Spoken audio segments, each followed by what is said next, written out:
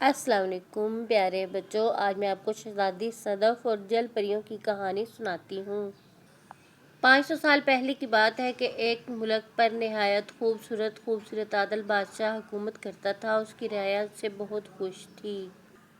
وہ اپنی رعایا کا بہت خیال رکھتا تھا، مگر اس کے پاس کوئی اولاد نہ تھی اور شادی کے 18 سال بعد بھی اولاد سے محروم تھا۔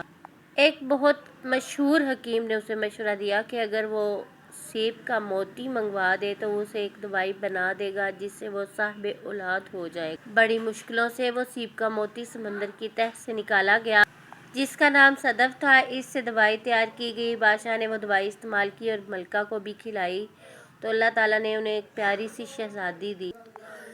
چونکہ وہ سیپی کے موتی سے دوائی بنا کر کھائی گئی دوائی سے پیدا ہوئی تھی تو اس لیے اس کا نام صدف رکھا گیا۔ پورے ملک میں جشن منایا گیا اور شہزادی کی تربیت بڑے ناز و نام سے کی گئی۔ شہزادی کی پرورش میں کوئی کمی نہ رکھی گئی۔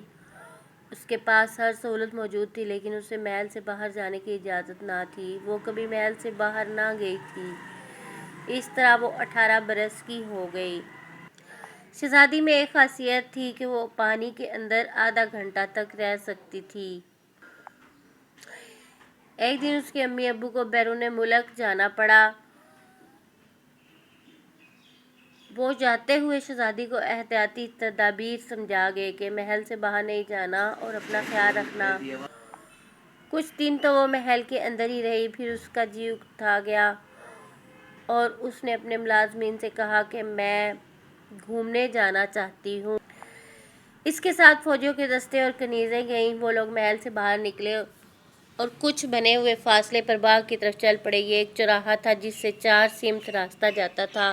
اچانک طوفان اور آندھی شروع ہو گئی۔ جب طوفان اور آندھی ختم ہوئی تو سب لوگ موجود تھے لیکن شہزادی نہ تھی۔ کنیزوں اور فوجی دستے نے ہر جگہ تلاش کیا مگر بے سود۔ وہ نہ ملنی تھی اور نہ